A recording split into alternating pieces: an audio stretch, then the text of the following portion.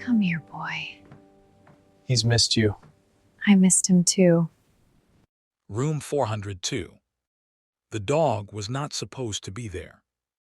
That was the first thing anyone said when it happened, and it was also the most useless thing anyone could have said, because the dog was absolutely there, all 12 pounds of chaotic golden energy, sliding across the polished marble floor of the 42nd floor penthouse corridor, and disappearing through a door that had been left open by exactly 3 inches by a junior maintenance worker, who would later be let go not for the mistake itself, but because Taung could not stand the sight of him afterward. The door was room 402. Inside room 402, Simone was doing what she had been doing for the better part of 11 days. She was lying in a hospital bed that had been moved into the space at considerable expense, staring at the ceiling with the particular quality of stillness that belongs only to people who have recently been told that their body has been quietly working against them for longer than anyone realized.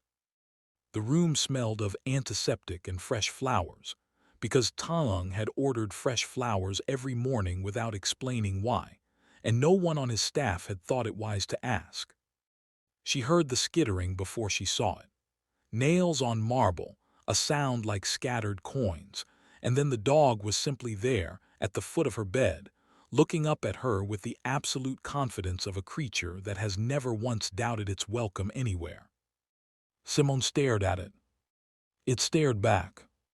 And then, because she had not laughed in 11 days and did not entirely trust herself to start now, she simply said, very quietly, "You are not a nurse." The dog sneezed. That was how it began. Not with a grand entrance, not with intention, not with the kind of orchestrated meeting that Taung's world was built entirely upon. It began with a sneeze and a wrong door and 12 pounds of golden foolishness that had no business being on the 42nd floor of a building that housed one of the most carefully controlled private residences in the city. Taung found the dog 11 minutes later. He had been in the middle of a call he could not interrupt, and then he interrupted it, because Kang appeared in the doorway of his office with an expression that Taung had never seen on him before.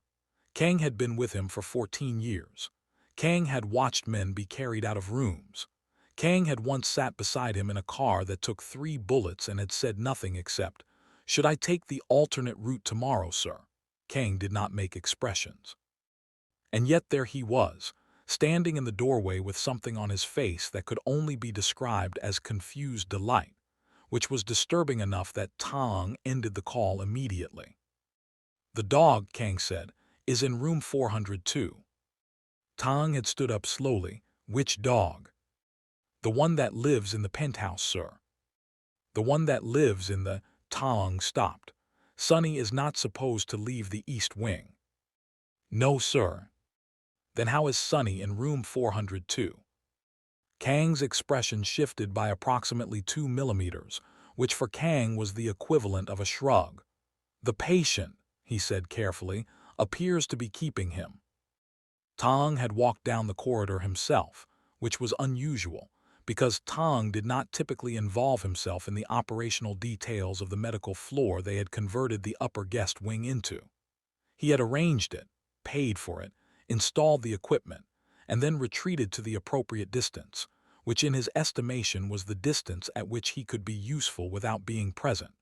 Presence was something Taung rationed carefully. It was a resource he did not spend without calculation. He had pushed the door open. The woman in the bed was not what he had expected, though he could not have said what he had expected, because he had made a point of not building expectations about her. She was slight. She was pale in the specific way of someone who had been ill for long enough that paleness had become her natural state, and she had the dog tucked firmly against her side, one hand resting on its back with the authority of someone who had decided, without consultation, that this was now her dog. She looked at him the way people rarely looked at him, not with fear, not with the careful blankness of someone calculating their position. She looked at him the way you look at a person who has walked into a room you were not expecting anyone to walk into. "Is this yours?" she asked. "Yes," he said. She looked down at the dog. The dog looked up at her. Neither of them looked at Talung. "He seems to disagree," she said. And Talung, who had not said anything unrehearsed to another person in longer than he could accurately remember, said, "He is not known for his judgment." She laughed. It was a short laugh, surprised out of her, and it seemed to surprise her as much as it surprised him, because she pressed her lips together afterward as if trying to contain it. But it had already happened. It was already in the room, real and irreversible, and Talung stood there in the doorway of room 402 with the uncomfortable awareness that something had shifted without his permission. He left the dog. He told himself it was a temporary arrangement. Kang did not comment. Kang never commented, but Talung caught him once, standing outside the door to room 402 with a small smile on his face that disappeared the moment he became aware of being observed. Talung said nothing about this. He filed it away in the category of things he would think about later and then did not think about. What he thought about instead, with the precision and focus he applied to every other problem that presented itself to him, was Simone. Her name was Simone Park. She was 31 years old. She had been a mid-level project coordinator at an architecture firm until 8 months ago, when a routine physical had uncovered something that was not routine at all. She had no family in the city. She had friends, scattered and well-meaning, who had visited with food they did not know how to prepare and conversation they did not know how to sustain. She had a medical team that was technically excellent and emotionally sterile. She had a prognosis that the lead oncologist had described to Tong in language designed to be precise, and which had been, in its precision, devastating. She had also, apparently, claimed his dog. Tong knew that his interest in her situation was not standard. He knew that housing her in his penthouse medical suite, providing her with a care team that he paid for personally, and doing these things without explaining himself to anyone including her, was unusual by any metric. He did not examine his reasons too closely.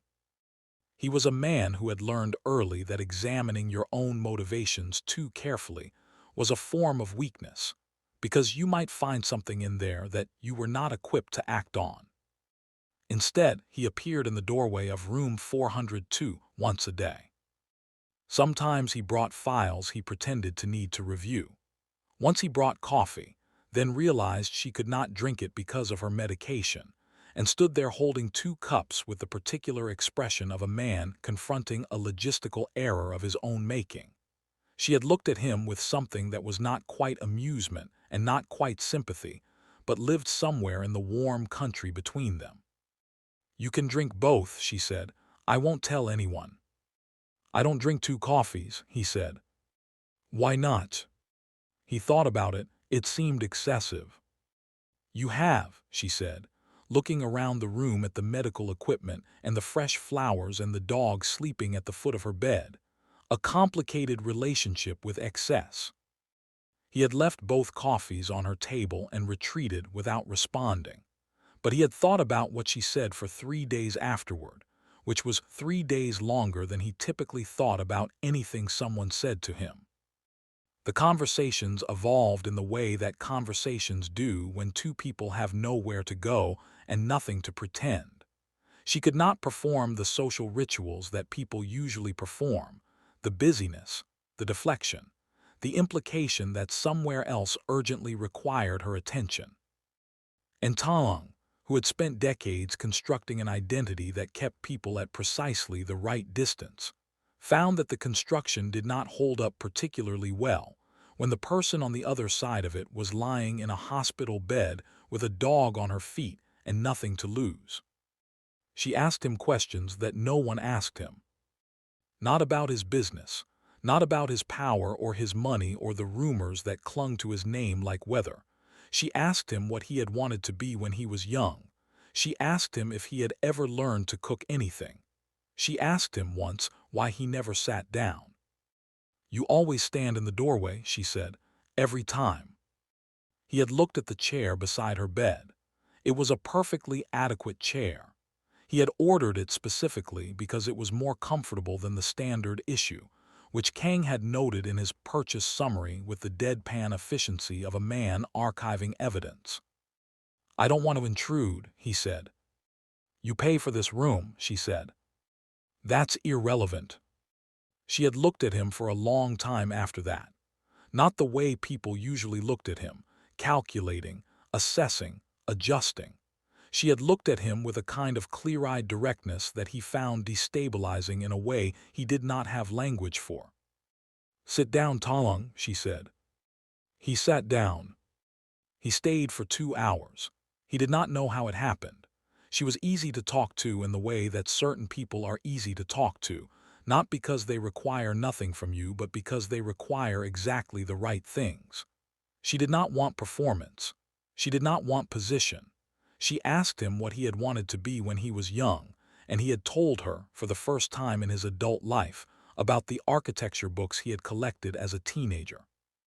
Cheap second-hand copies that he had kept in a box under his bed in the group home. Buildings, he had told her. He had wanted to build buildings. She had been quiet for a moment, and then she had said very softly, "You know I work in architecture." "I know," he said. She had looked at him. "That's not a coincidence, is it?" "Most things that look like coincidences," he said, "are not coincidences." She had nodded slowly, and then she had looked at the ceiling, and they had sat in a silence that was not uncomfortable, but that contained within it the weight of something being acknowledged without being named. After that, he always sat down. The weeks moved the way weeks move inside illness, in cycles of better and worse, in the particular cruelty of good days that create expectation, only to be followed by days that punish that expectation thoroughly. Simone's good days were luminous. She was funny in the dry, unhurried way of someone who had thought carefully about what actually deserved a reaction. She read constantly. Paperbacks she bent aggressively at the spine in a way that made Taung quietly provide her with a reading stand so she didn't have to hold them. She learned the names of all of his guards and left them notes. She argued with her lead oncologist about the statistical interpretation of her own results with a precision that left the oncologist both frustrated and quietly impressed. Her bad days were different. On her bad days, the room was quiet and the flowers seemed too loud, and Taung would stand outside the door and not go in, because presence was not always what was needed. And he had learned, slowly and with considerable difficulty, the difference between being there and being useful. Sunny always went in. Sunny did not understand the concept of giving someone space and had no interest in learning it. It was on one of the bad days, the kind that arrived without warning and settled over the room like weather, that things shifted in the way that could not be shifted back. Taung had been in his office when Kang appeared again with his complicated expression, and Taung was already moving before Kang finished the sentence because he had learned to read Kang's face the way you learn to read a sky. She was sitting up in the bed, not lying down. That was the first thing he saw. And she was holding Sunny with both arms, her face against his fur, and she was crying in the specific way of someone who has decided to cry quietly because they do not want to be heard doing it, which is the most heartbreaking kind. Taung sat down. He did not ask what was wrong. He did not offer the phrases people offer in these moments, the hollow architecture of reassurance. He sat down, and after a moment he reached out and put his hand over hers, and Sunny wriggled between them with the magnificent indifference of a creature for whom comfort was not complicated. "I'm scared," she said. She said it plainly without preamble the way she said most things. "I know," he said. "The markers didn't drop the way they were supposed to." "I know." She lifted her head and looked at him. "You already talked to the doctors." "Yes." She considered this. "And you didn't tell me." "I was going to tell you." "When?" "When I had figured out what came next." She had looked at him for a long time. The evening light was coming through the window, and it was the particular gold of late afternoon that does not apologize for being beautiful regardless of the circumstances it walks into. And she had looked at him with all of her sharpness and all of her tiredness, and all of the complicated clarity of someone who has been ill long enough to have burned away everything non-essential. "You can't fix this by planning it," she said. "No," he agreed, "but I can give you better options." "Options?" she repeated. The word sat between them like something being examined. "There are specialists," he said. "There are treatments that aren't available through standard channels. There are clinical trials that have waiting lists unless you know how to remove yourself from waiting lists." He paused. "I know how to remove you from waiting lists." She had been quiet for a long time. "Why are you doing this?" And he had been quiet too, because he was a man who did not give answers until he was certain they were true. "Because room 402 was the first room I've walked into in 20 years, he said finally, "where I knew immediately that I was exactly where I was supposed to be." She had cried again, different from before, and he had stayed until she slept, which was something he had never done before in his life, stayed in a room while another person slept, and he had sat in the chair beside her bed with Sunny across his feet and looked at the ceiling she usually looked at, and thought about the architecture books he had kept under his bed in the group home. He thought about building things. He thought about what it would mean to build something that was not made of power. She had agreed to fight. She had agreed with the particular stubbornness of someone who had thought carefully about what they wanted and arrived at a decision rather than sliding into one. She looked at him across the hospital bed with its white sheets and its medical equipment and its single fresh flower in the vase that had appeared there every morning for weeks, and she looked at him with full knowledge of what he was and what his world contained, and she said she wanted to stay. So they fought. The next 14 months were the kind of time that cannot be described adequately in sequence, because sequence does not capture them correctly. They were not a line. They were more like a weather system, with pressures moving in unpredictable directions, with calms that felt like miracles and storms that arrived without warning and clearings that were so beautiful they were almost unbearable. Taung restructured his schedule around her treatment in ways that no one on his staff commented on, because no one on his staff had any interest in being the one to comment. He was at the penthouse more. He was on calls less. He appeared in the doorways of meetings with the specific expression of someone who has somewhere else they would rather be, which was an expression no one had ever seen on him before, and which Kang documented internally with what could only be described as quiet approval. The treatments were brutal in the way that effective things are often brutal. There were weeks when Simone could not lift her head from the pillow, when the nausea was a constant background frequency against which everything else occurred. There were weeks when her hair came out in handfuls, and she held them in her palm and looked at them with a face that was not grief exactly, but was in the same neighborhood. Tong sat with her through those weeks too. He did not perform optimism because she had specifically told him, in the direct way she said most things, that performed optimism made her want to throw something. Instead, he sat with her in the reality of what it was, which was hard, and which they were doing anyway.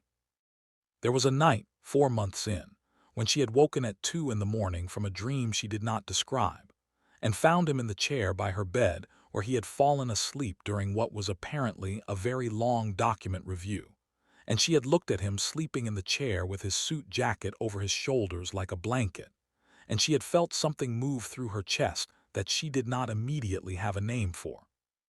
She named it eventually.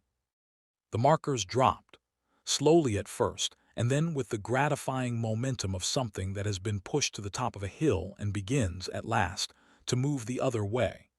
The color came back to her face. The weakness retreated by degrees. Her hair grew back in curls that she had not had before, and which she examined in the mirror with the curiosity of someone discovering a version of themselves they had not expected. Sunny tracked every increment of her recovery with the solemn dedication of a creature who understood his function precisely. He stayed closer on bad days. He was more exuberant on good ones. He had grown from a clumsy, skidding thing into a dog of considerable dignity, who nonetheless retained the capacity to slide across marble floors when the occasion seemed to call for it. The wedding was small. This was Tang's word for it, small, which turned out to mean 40 people in a chapel outside the city with stained glass that threw colored light across the floor in the late afternoon, which was precisely the light that Simone loved most. She had told him that once. He had remembered it with the total and complete recall he applied to everything she said, because he had discovered early that the things she said were worth remembering. She walked down the aisle in ivory silk with a cane she did not need for balance, but used for the comfort of having something solid under her hand, which was something she had developed during the worst months, and which she had decided she was entitled to keep. The guards, who had known her for 14 months and had received more handwritten notes than they had received in their combined previous careers, were openly crying. The medical team, who had become something other than medical team over the course of 14 months of shared crisis, and shared coffee, and shared bad jokes about statistical significance, were crying too. Even several of Tang's oldest associates, men who had seen things that would ensure they never attended a regular wedding in their lives, looked at the woman walking down the aisle and felt something loosen in their chests that they would not discuss later. Sonny walked up the aisle with the rings tied to his collar and barked once at the exact wrong moment, which was also the exact right moment, because it was so entirely Sonny that it broke the solemnity into something warmer. Tang interrupted the officiant. He took her hands. He said something about fate and wrong rooms and territory, and his voice only fractured once, which anyone who knew him would have recognized as extraordinary. She laughed through her tears. She called him the biggest soft in the world, which was a sentence no one in the room had ever expected to hear spoken in his direction, and which several of the guards later identified as their favorite moment of the year. They kissed. The applause was not polite. It was the sound of people who had been carrying something heavy for a long time and had finally been given permission to put it down. That evening on the terrace, with the city spreading out below them in its evening grid of light, she threw a ball for Sonny in her ivory silk while he watched from the railing, his jacket off, his tie loosened, the gold band on his finger catching the amber last light. She moved without the cane. She had forgotten it on a chair inside. She was laughing. He crouched down when Sonny brought the ball to him, and he ruffled the dog's ears, and he thought about the man he had been before a wrong door. That man felt like a building he had demolished. He could remember its floor plan. He could not imagine living in it again. She came up behind him and put her arms around his waist and rested her chin on his shoulder, and they stood there watching the city lights appear one by one the way stars appear, gradually, and then suddenly. She asked what he was thinking. He said he was thinking about getting Sonny a brother. She laughed, and the laugh went up toward whatever was above the city, and for a moment everything was exactly right. 3 weeks later, Simone signed the papers. She had been in the East Study, the one with the good light and the bookshelf she had quietly reorganized over the preceding months into an arrangement that made more sense to her, and she had been sitting at the desk with the documents in front of her for 20 minutes before she picked up the pen. Not because she was hesitant, but because she understood, with perfect clarity, what the documents meant, and she wanted to sit with that understanding for a moment before she moved through it. The documents were the product of 4 months of quiet architecture. Tang's legal team had assembled them. His financial team had stress-tested them. Kang had coordinated between both teams with his customary efficiency and his customary silence, and had placed the final package on the desk in the East Study with the single comment that everything was in order, which was Kang's highest possible rating. The documents transferred 31% of the primary holding structure into Simone's name. Not a gift, not a trust, not a protected allowance or a dependent arrangement or any of the elegant legal mechanisms that wealthy men use to give women proximity to power while maintaining the actual architecture of it for themselves. 31% of the primary holding structure, which combined with the specific provisions in the secondary documents that governed voting rights, meant something that Tang's associates had privately described to each other as unprecedented. It meant that certain decisions could not be made without her, not as a courtesy, not as a formality, structurally, legally, irrevocably could not be made without her. She had found the documents 3 days after the wedding. She had found them because she had been looking, not with suspicion, with the particular sharpness of a woman who had spent 14 months inside the machinery of Tang's world and understood more of it than anyone had intended her to understand. She had watched how his organization moved. She had watched which names appeared on which documents. She had listened to the edge of conversations not meant for her, and processed the information with the quiet precision of someone who had spent years coordinating complex projects, and understood that the real structure of any organization is visible in its logistics, not its presentations. She had gone looking for the documents because she had wanted to understand the shape of what she had walked into. She had not expected this shape. She sat with them for a long time. She read them the way she read her own medical results, carefully, without flinching, following the language to its actual meaning rather than its surface. And when she had finished reading, she sat in the good light of the East study and thought about a dog running through a wrong door. She thought about the man who had followed him. She thought about the man who had said, "I've spent my whole life walking into wrong rooms," and who had meant it with a rawness that she had recognized as something that could not be performed. She thought about the architecture books under the bed in the group home. She thought about what it meant to build something. And then she thought about the documents in front of her, and she thought about all of the things they could mean, and she understood that meaning was not singular, that the same structure could be a gift and a calculation, and an act of love and a transfer of power and a permanent alteration of a landscape, that these things were not mutually exclusive, that the world Tang had been built inside did not have a version of love that was not also, at some level, a restructuring. She picked up the pen. She signed. She put the pen down and looked at what she had written, her name in her own handwriting on a document that changed, permanently and without reversibility, the architecture of everything. And she thought about the question she had asked him once, early, in the particular clarity of a bad day. "Why are you fighting so hard for someone you met by accident?" He had said, "Room 402 was the first right room I ever entered." She looked at her signature on the document. Outside, she could hear Sonny's nails on the marble, skittering toward the east wing with the boundless enthusiasm of a creature who understood exactly where he belonged.